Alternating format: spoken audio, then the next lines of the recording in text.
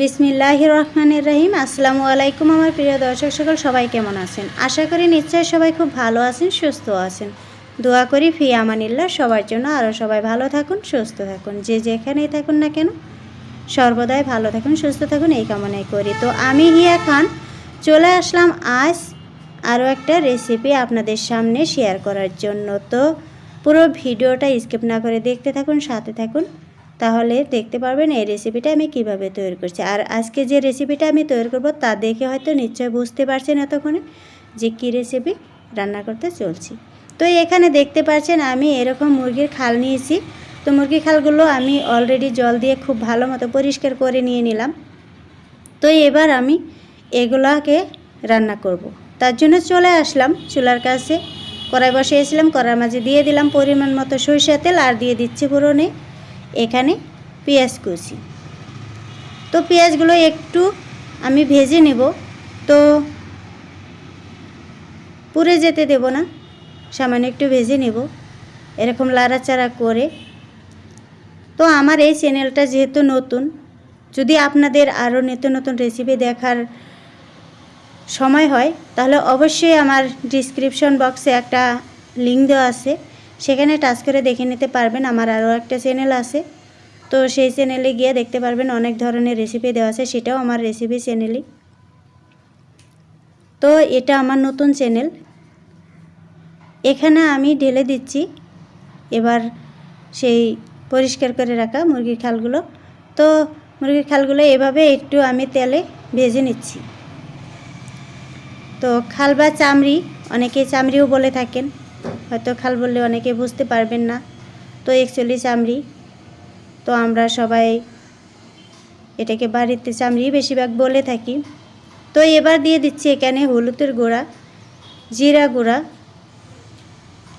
এবার দিয়ে দিচ্ছি শুকনো লঙ্কা গুঁড়া পরিমাণ মতো। তো শুকনো লঙ্কা গুঁড়া আমি 2 চা চামচ দিয়ে দিলাম, কারণ একটু ঝাল না হলে কিন্তু খেতে ভালো লাগে না।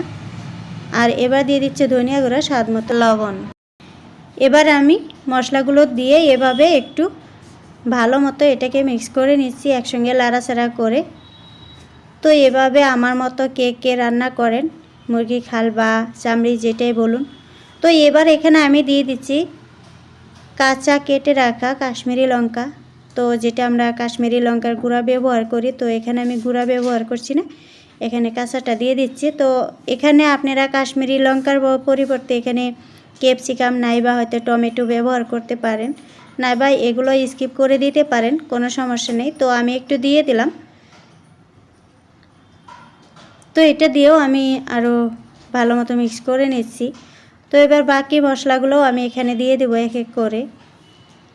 তো এবার দিয়ে দিচ্ছে, তার আগে দিয়ে দিচ্ছি ফালি করে রাখা কাঁচা লঙ্কা। তো এবার দিয়ে দিচ্ছি গরম মশলা বাটা, আর এখানে দিয়ে দিচ্ছি আদা বাটা, রসুন বাটা। তো এবার দিয়ে দিচ্ছি পেঁয়াজ বাটা। তো মশলাগুলো দেওয়ার পর এগুলাকে আরও আমি মিক্স করে এর সাথে লাড়াচাড়া করে ভেজে নিচ্ছি। তো আজকে কিন্তু আমি এটা কমপ্লিটলি ফ্রাই করব, এখানে কোনো রকম জল ব্যবহার করব না। তো অনেকে হয়তো জল বললে বুঝতে পারেন না, তো অ্যাকচুয়ালি পানি, জল মানে পানি। তো পানি দিয়ে এটাকে পানি দিব না, এখানে পানি আমি স্কিপ করে দিব। তো পানি দিব না, এখানে অলরেডি আমি এটাকে ফ্রাই করব, যেহেতু একেবারে শুকনো শুকনো ভুনা করব। আর মুরগির চামড়িগুলো কিন্তু অনেকটাই তেল জাতীয়, আর এটাকে অটোমেটিকলি যেমন পানি উঠে আসে বা জল উঠে আসে সবাই জানেন।